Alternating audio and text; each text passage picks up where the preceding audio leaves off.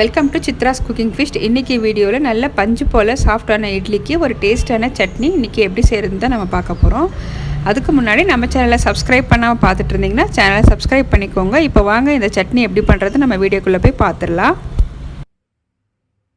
இப்போது stove on பண்ணி ஒரு பேன் வச்சுருக்கேன். இதில் 1 டேபிள் ஸ்பூன் அளவுக்கு எண்ணெய் சேர்த்துருக்கேன். 1/2 டீஸ்பூன் அளவுக்கு சீரகம் சேர்த்துக்கலாம். 2 வெங்காயம் நீல வாக்கில் கட் பண்ணியிருக்கேன். இது சேர்த்துட்டு நல்லா வதக்கிக்கலாங்க. வெங்காயம் கொஞ்சம் லைட்டாக கலர் சேஞ்ச் ஆனதும் நம்ம இதில் ஒரு 6 பல்லு பூண்டு, ஒரு சின்ன துண்டு இஞ்சி, 2 பச்சை மிளகாய் சேர்த்துக்கிறேன். ஒரு சின்ன துண்டு அளவுக்கு புளி சேர்த்துக்கலாம். 3 டேபிள் ஸ்பூன் அளவுக்கு உடச்ச கடலை சேர்த்துக்கிறேன். இப்போ ஒரு 5 நிமிஷத்துக்கு நம்ம எல்லாமே நல்லா வதக்கிக்கலாங்க. இந்த சட்னி பார்த்திங்கன்னா செய்யறதுக்கும் ரொம்ப ஈஸி, டேஸ்ட் ரொம்ப நல்லாயிருக்கும். நம்ம இதுக்கு தேங்காய் கூட சேர்க்க தேவையில்லைங்க. இப்போ இந்த சட்னிக்கு தேவையான அளவுக்கு கல்லுப்பு ஒரு 1/4 ஸ்பூன் அளவுக்கு சேர்த்துக்கிறேன். கல்லுப்பு சேர்த்துட்டு ஒரு கைப்பிடி அளவுக்கு புதினா சேர்த்துக்கிறேங்க. புதினா சேர்த்துட்டு ஒரு 5 நிமிஷத்துக்கு மட்டும் நல்லா வதக்கிக்கோங்க. இப்போ இது வதங்கினதும் கொஞ்சம் ஆற வச்சு நம்ம அரைச்சி எடுத்துக்கலாம்.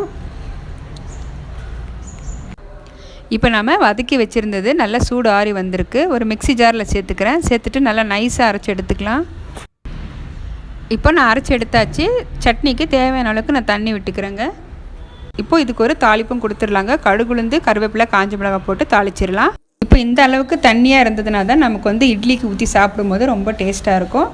மறக்காமல் இந்த ரெசிபியை ட்ரை பண்ணுங்கள். என்னோட இந்த வீடியோ உங்களுக்கு பிடிச்சிருந்ததுன்னா வீடியோக்கு லைக் பண்ணிவிட்டு நம்ம சேனலை சப்ஸ்கிரைப் பண்ணிவிட்டு பெல் சிம்பிளை ப்ரெஸ் பண்ணி வச்சுக்கோங்க. அப்போ தான் நான் போடுற வீடியோஸ் உங்களுக்கு நோட்டிஃபிகேஷனாக வரும். தேங்க்ஸ் ஃபார் வாட்சிங்.